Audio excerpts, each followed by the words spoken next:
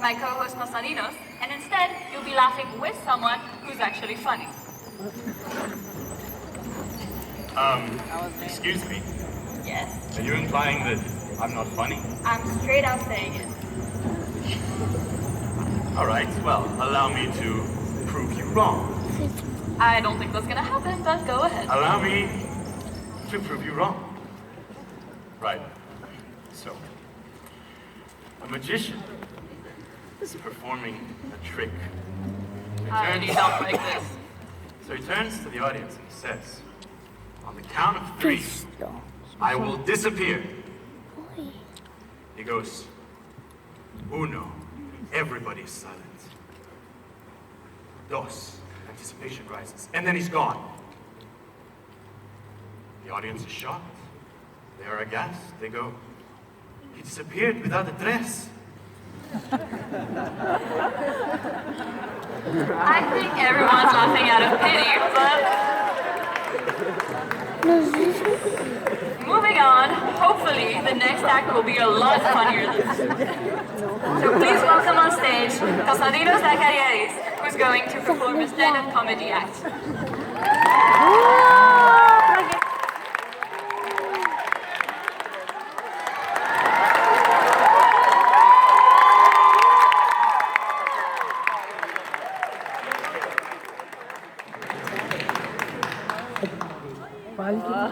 And welcome to my stand-up comedy act. Flying on the airlines and listening to the airline's announcement and trying to pretend to ourselves the language they're using is really English.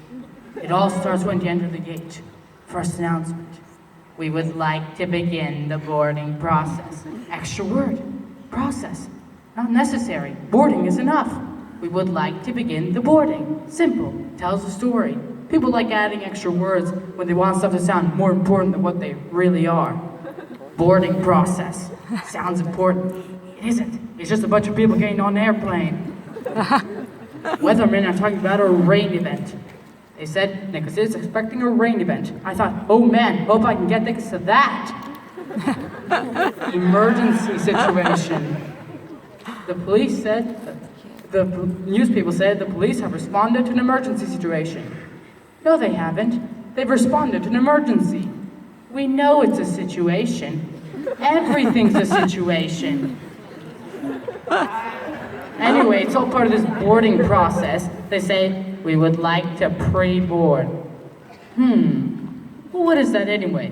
What does it mean to pre-board? To get on before you get on? Too much of this pre-this, pre-that. Place a turkey in a preheated oven. There are only 2 states an oven can possibly exist in. Heated or unheated. Preheated's a meaningless state. Just like pre-recorded. This program was pre-recorded. Well, of course it's pre-recorded. When are you going to record it? Afterwards? What's the whole point of recording? Do it beforehand. Otherwise, it doesn't really work, does it? Here's one they just made up. A near miss. When 2 planes almost hit, they called it near miss. It's a near hit. A collision is a near miss. Look, they nearly missed.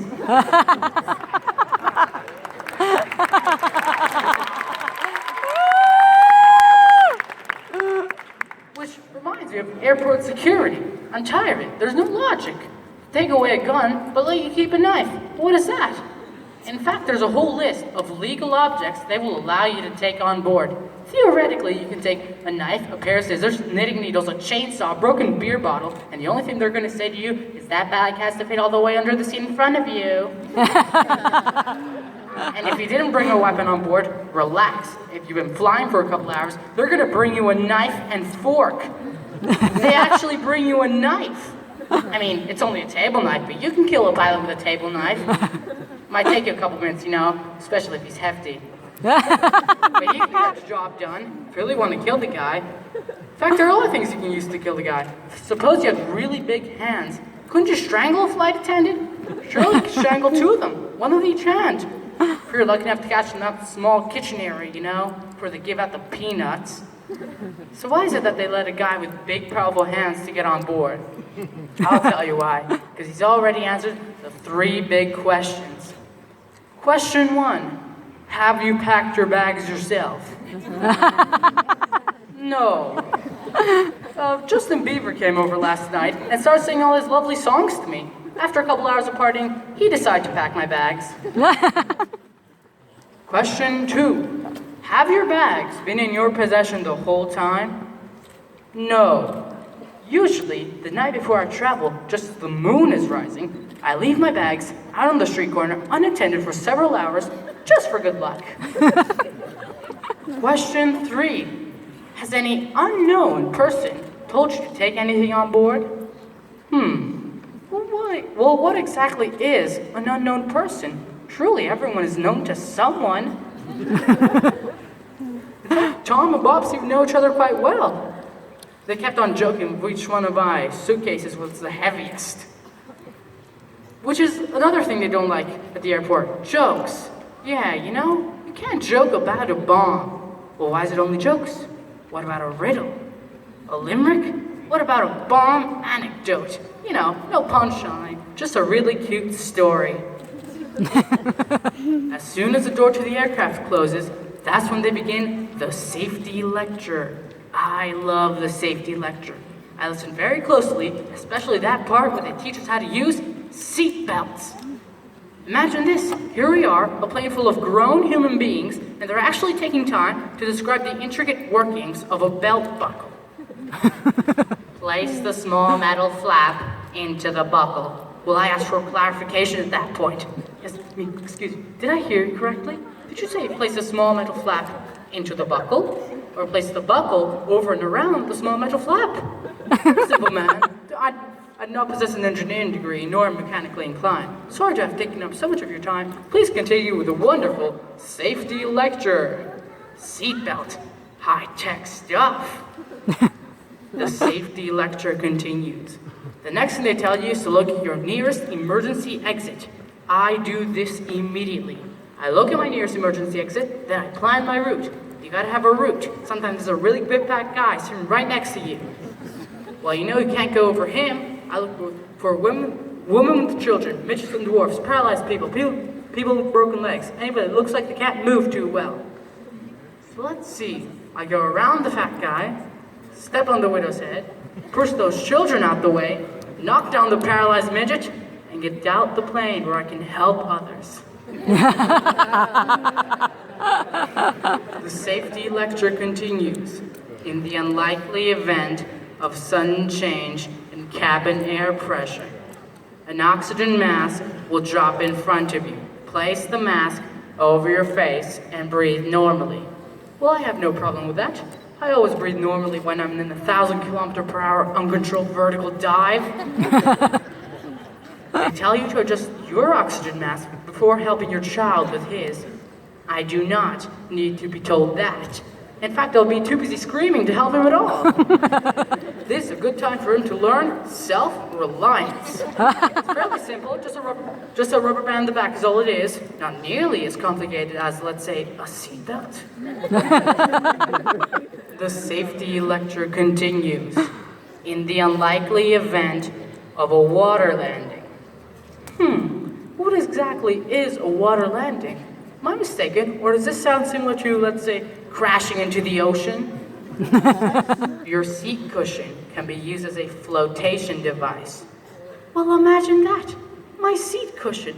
Just what I need to float around the Atlantic for several days. The flight continues, and near the end we hear, the captain has turned on the fasten seatbelt sign.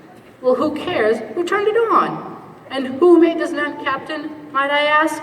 The captain is just a pilot, and I'll be happy with that. This next sentence I hear is full of things that really annoy me. Before leaving the aircraft, look around your immediate seating area for any personal belongings you might have brought on board. Let's start with the immediate seating area. Seat. It's just a seat. Look around your seat for any personal belongings. Well, what other kinds of belongings are there besides personal? Public belongings? These people really think I'm traveling with a fountain I stole from the park? You might have brought on board. I might have brought my bed on board. I didn't, so I'm not gonna look for it. Now we're landing. She says, welcome to the Larnaca International Airport. Well, how can someone who's just arriving herself welcome me to a place she's not yet? Violate some fundamental law of physics? It is the local time. Well, of course it's the local time. What do you think I was expecting? The time in Pango? Enjoy your stay in Cyprus, or wherever your final destination might be. Oh, destinations aren't final. That's what it means. Destiny, final. If you're not where you're going, you aren't there yet. The captain says that you remain seated until he has brought the plane to a complete stop. Not a partial stop. If he's doing a partial stop, I partially get up. Finally, I'm leaving the plane now. I hear, hope you enjoyed your ride, sir. Well, thanks for nothing, you loser. Thank you, everybody, so much.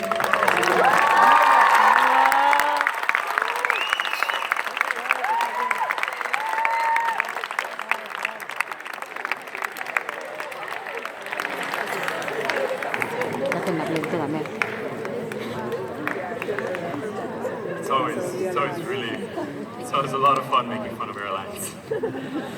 You know,